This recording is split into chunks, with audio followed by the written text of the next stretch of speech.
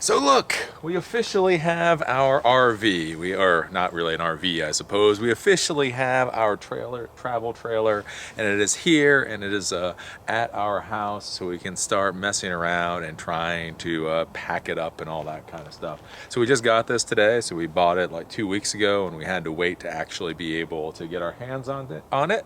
And so I got it today and drove it home, and boy, let me tell you, my knuckles are tired. I know it will get easier. I know after a while it will be no big thing to be hauling this thing around. But let me tell you, the first time dragging one of these things behind my SUV during rush hour on the Baltimore Beltway. that was a fun time.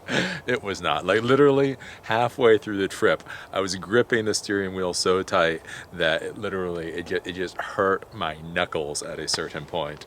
But you know, that's just how it goes. So I woke up this morning and it's starting to get a lot better here. I don't know if you can tell right now, but I don't actually have a coat on. It's like 40 degrees, which isn't normally balmy in Maryland, but for compared to the weather it has been, this is pretty nice. So we still have snow on the ground, but a lot of it melted. You know, a lot of the ice that we got yesterday melted away. A lot of the snow melted away, and it feels pretty good out here. It feels pretty nice. If I wasn't so tired from everything going on, I would definitely go out and take a little run. But I am tired.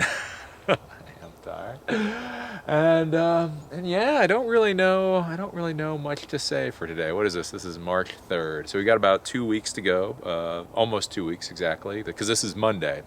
So this is Monday. Then there's next Monday, and then Monday after that is when we leave. So we now officially have this. This seems to work out well. I feel pretty comfortable with it. The only thing that I will say is somebody did recommend that you get the extended mirrors, and I will definitely get the extended mirrors, because the RV dealership I was at is really weird about selling things. Like RV salespeople really do suck. Like they can't upsell, save their life. Because I went in there, and it was like this one guy, Jim Dandy, keeps saying I need to get extended mirrors. And you guys know me. Somebody says I need something, crap, I'll pay an extra couple bucks, right? Better to be safe than sorry.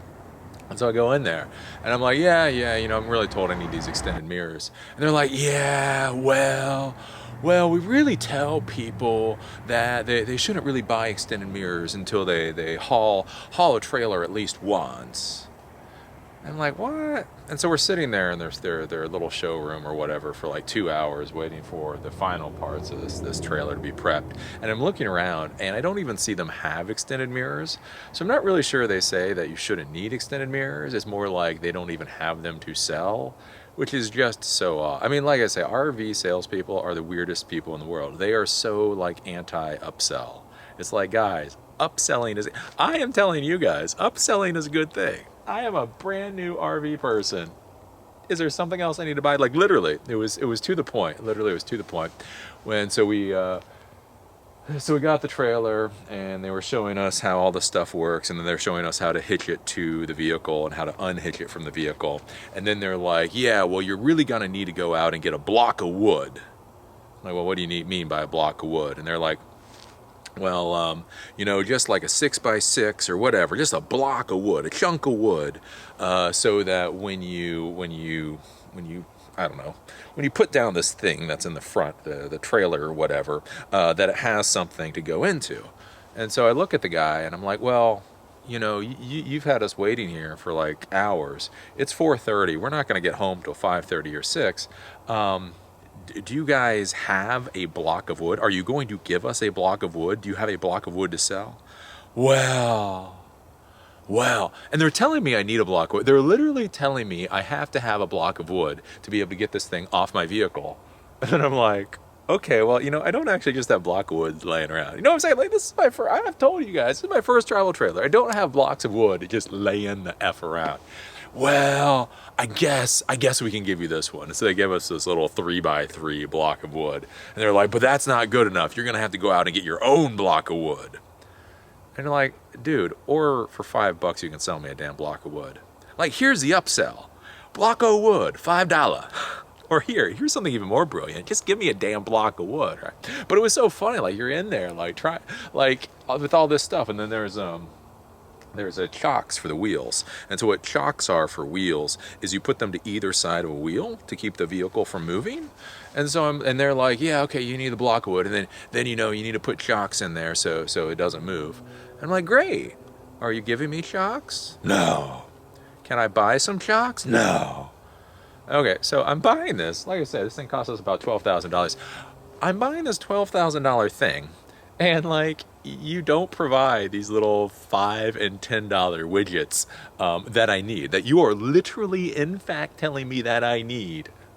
And yeah. So that was my day with the RV dealership. And I will tell you guys again, it's one thing, like I get really snarky, and like when I go out and I find really good service one place and then I see really bad service another place, I get really snarky at the bad place. But I'm gonna tell you, I saw this across the board. Like, I wouldn't have dealt with these people except for we went to a lot of other RV dealerships, and they all, like, the salespeople, I don't know where they find these salespeople. They're literally, truly the worst salespeople I have ever met in my life. Like, and again, it's not even like there's a mention of the upsell. There's not even like oh, well, my manager should tell you. It's like I am sitting there as a customer saying, dude, I'll buy what? It's $5, $10, $50. You tell me. I'll buy. Oh, no, we don't have. You need that, but we don't have. I'm like, oh my God, what's wrong with you people?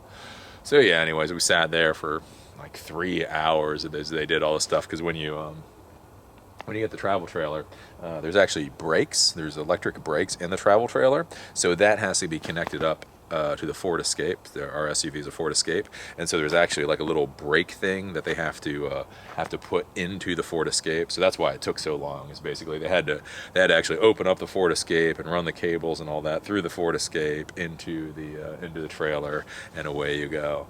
Oh, but yeah, I don't know. Like dragging it behind the car isn't too bad overall for the Ford Escape. The one thing I noticed hauling the travel trailer is that you can actually feel the travel trailer. I was talking to my wife about it, and I think the reason is like for a lot of us when we have SUVs or trucks, realistically we don't push them anywhere near the limit. Like, they have all this power. They have the power to haul something like this or a lot more. They have all this power in it, but we just use it to like commute everywhere. So like we're just used to hitting the gas and it goes, right? Because we're only using 10% of its resources to go anywhere. So the only really thing that I found with this is that like you hit the gas, and it is one of those things. It's not like a slug. I mean, you're not doing too bad, but you can feel that there is definitely drag. You can feel that you're pulling something behind you. Other than that, we got the anti-sway bar and all that on there, so the sway wasn't really too bad. Getting to turn wasn't too bad. I had to back it into the driveway here, and it took like 20 minutes to do. Backing up a trailer, because it's more that it's counterintuitive. So when you want to turn one way, when you want to go one way, you have to turn the steering wheel the other way. So there's a lot of like counterintuitiveness to it. So that was really the only problem there, but I think I'll get more used to that. But yeah.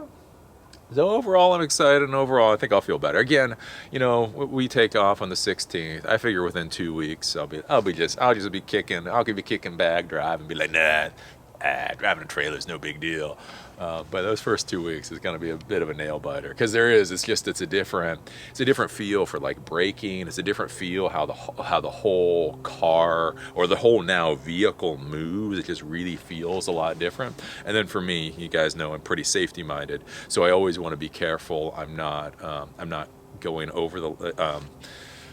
I'm not pushing things too fast and too far. Like, I know a lot of people, they're like, oh, this isn't bad, and they go up to like 70 miles an hour. I'm like one of those safe people. I'm like, I want to know my brakes work. I want to know exactly. Okay, so there's electric brakes on this travel trailer. How exactly do those work? I really want to feel that before I start getting too wacky with this thing.